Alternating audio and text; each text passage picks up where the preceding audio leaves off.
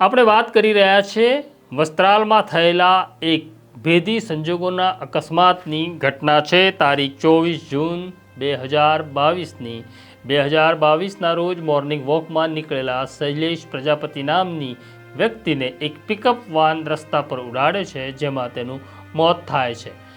આ કેસની તપાસ કરનાર સ્થાનિક પોલીસ અને ટ્રાફિક પોલીસ એવું માની રહી હતી કે આ એક સામાન્ય અકસ્માત છે, જેમાં શૈલેષ પ્રજાપતિનું મોત થાય છે. પણ ક્રાઇમ બ્રાન્ચના પોલીસ કોન્સ્ટેબલ રાકેશસિંહને બાતમી મળે છે કે આ સામાન્ય ઘટના નથી, અસામાન્ય ઘટના છે અને આ પૂર્વ યોજિત ઘટના છે. અને ક્રાઇમ બ્રાન્ચ આ મામલે તપાસ શરૂ કરે છે.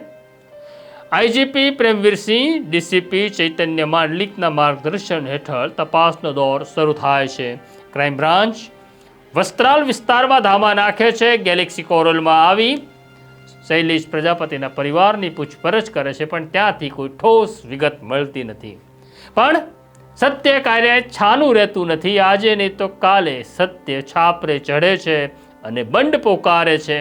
આવી જ ઘટના આ ઘટનામાં પણ ઘટે છે.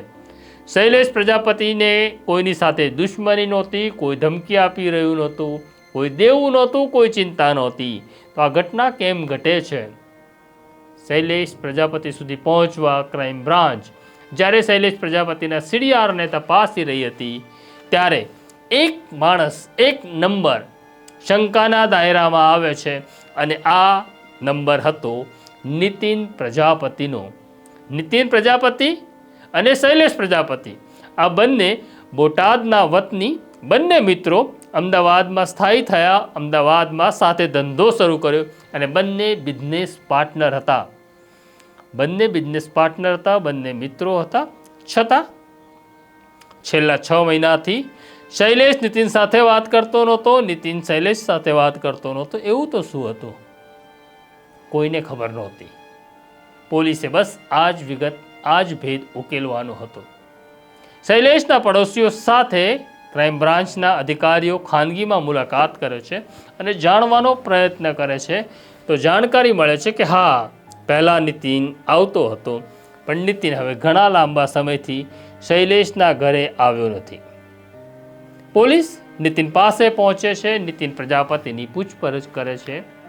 નીતિન પ્રજાપતિ પોલીસને સામો સવાલ કરે છે કે હા, અમે એકબીજાથી થોડાક નારાજ હતા, અમારે વાત કરવાના સંપર્કો, સંબંધો ઘટ્યા હતા, પણ તેનો અર્થ એવો નથી કે હું શૈલેષની હત્યા કરાવી નાખું.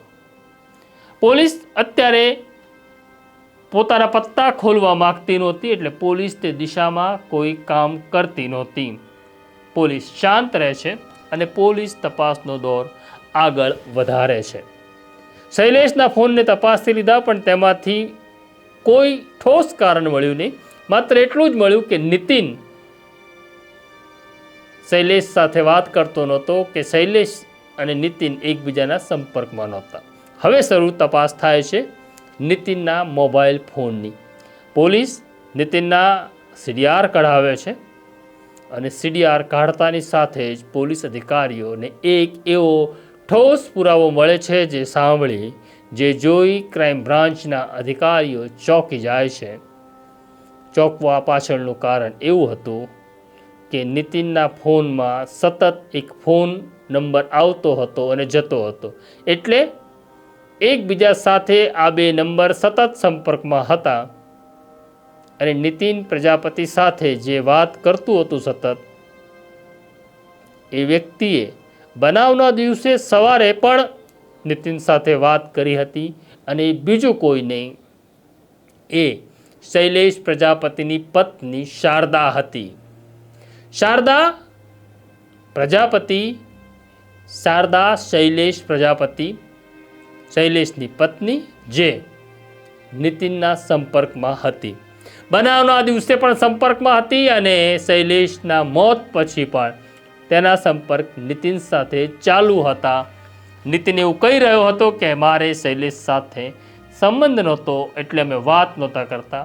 તો પોલીસને સવાલ એવો ઊભો થયો, તો શારદા અને નીતિન કેમ એકબીજા સાથે વાત કરતા હતા? બસ આ જ શંકા, એક ઠોસ પુરાવો પોલીસ પાસે આવ્યો.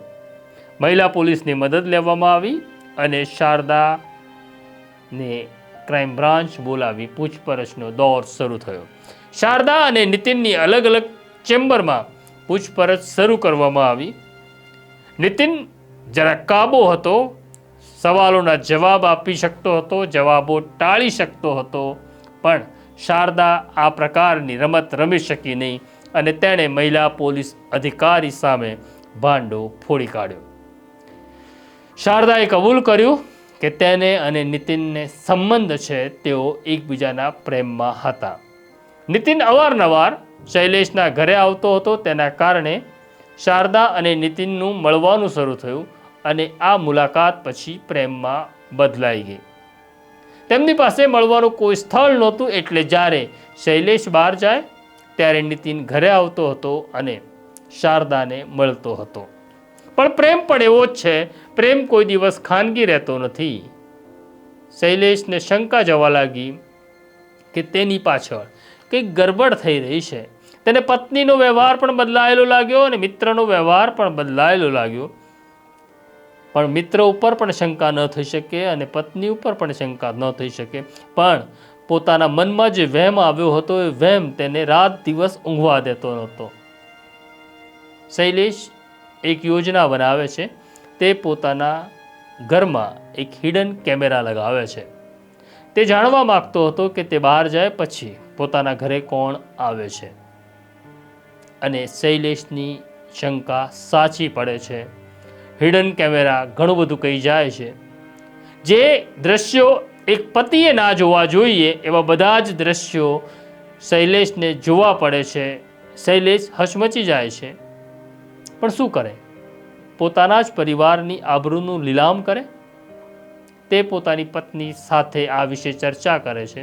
પહેલાં પત્ની ઇનકાર કરે છે, પણ જ્યારે હિડન કેમેરાના દ્રશ્યો તેની સામે મૂકે છે ત્યારે આ સંબંધોનો ઇનકાર કરવાની તાકાત તેનામાં રહી નહોતી. આ મામલે શૈલેષ અને નીતિન વાત કરતા નથી, પણ શારદા જાણ કરી દે છે કે હવે આપણા સંબંધોનો ભાંડો ફૂટ્યો છે. એટલે શારદા અને નીતિનની મુલાકાતો બંધ થાય છે. બંને એકબીજા વગર રહી શકતા નથી. એમને માટે હવે શૈલેષનું જવું અનિવાર્ય હતું, કારણ કે જો શૈલેષ ન હોય તો જ શારદા અને નીતિન મળી શકે તેમ હતા. શારદા જ નીતિનને કહે છે કે શૈલેષનો રસ્તો કરવો પડશે, અને નીતિન આખી વાત સમજી જાય છે. નીતિન આખી ઘટનાને એવું સ્વરૂપ આપવા માંગતો હતો કે શૈલેષનું કુદરતી મોત થયું છે.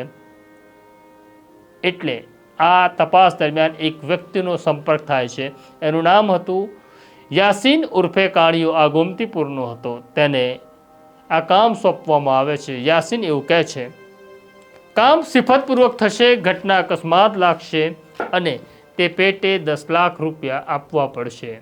નીતિન 10 લાખ રૂપિયામાં શૈલેષની સોપારી આપે છે. 2-3 વખત યાસીન અને નીતિન રેકી કરે છે શૈલેષના આવવા જવાના રસ્તા ઉપર, અને નક્કી થાય છે કે સૌથી સેફ અને સારો સમય મોર્નિંગ વોકનો છે. તેમાં જ તેને અકસ્માત બતાવી તેની હત્યા કરી શકાય તેમ છે.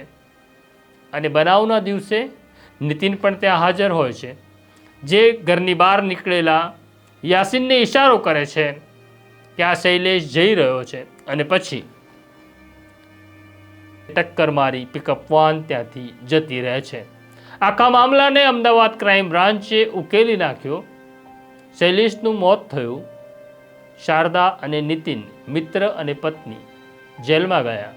આ પ્રેમ સંબંધમાં કોણે શું મેળવ્યું તેની ખબર નથી, પણ આખો પરિવાર વિખાઈ ગયો.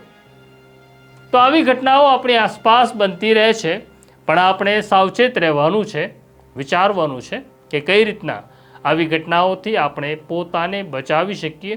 આ સ્ટોરી તમને કેવી લાગી અમને જરૂરથી કોમેન્ટ બોક્સમાં લખજો.